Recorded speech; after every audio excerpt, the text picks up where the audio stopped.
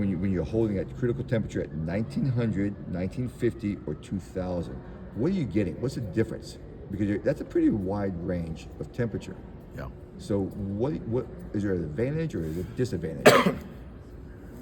Normally speaking, when you go to the high side of the range, that gives the steel more time and there's more energy for the alloying elements in that steel to go into solution and mix up, if you will. But still, that high side of the range, you have to be careful. You don't want to hold it for too long at temperature. Easier to achieve higher Rockwell hardness when you start going to those higher temperatures.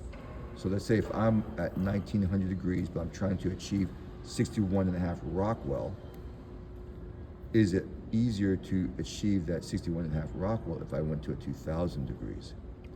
The higher hardening temperature in the range that's given for the steel, if you use that temperature and you hold it for the right amount of time, normally speaking, it's going to yield a higher hardness.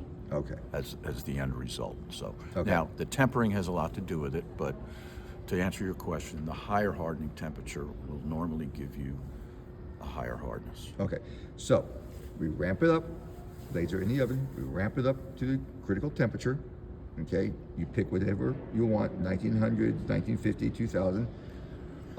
In the manual, it'll say something like 30 minutes. Okay, now at the 2000, you say you shouldn't go very long, so maybe we can do 15 minutes at 2000.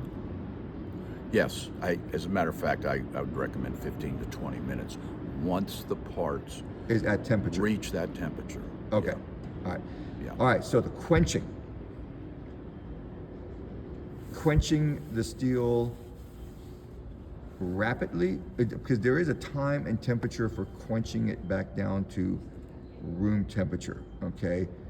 Do you Correct. want to quench it slow or you want to quench it fast? The fast quench normally works better. A very slow quench, you can get into problems there. You're getting the wrong resulting structure in the steel that you don't want. And we talked about it yesterday. You want to avoid bainite and pearlite, but the higher alloyed steels, you do have more time in the quench to avoid getting bad structure in the steel. So, but you know, a lot of guys nowadays, they do their own heat treat and they quench between plates. Aluminum's the best because it gets it down to room temperature. You want to get it all the way down to room temperature in a very short period of time, and that's what you're trying to achieve. You don't want it to be too slow because some bad things can happen there. They're not necessarily bad, but they're undesirables that you could get. And so, if you pull the blade temperature out rapidly, fast, do you get a higher Rockwell hardness, or could you achieve a higher Rockwell hardness? Yes, you could.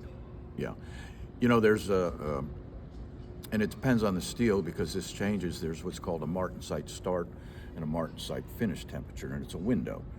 And depending upon the chemical analysis of the steel, that window can move down or it can move up. But higher alloyed steels, that window tends to move down so that martensite finish or martensite F can be below room temperature. Matter of fact, it can be below 32 degrees Fahrenheit or 0 degrees centigrade. And so the transformation from austenite to martensite doesn't complete. And of course, that's where some people get into the cryo. Or the okay, we'll talk about cryo in a little bit. Yeah, Okay. yeah. All right. So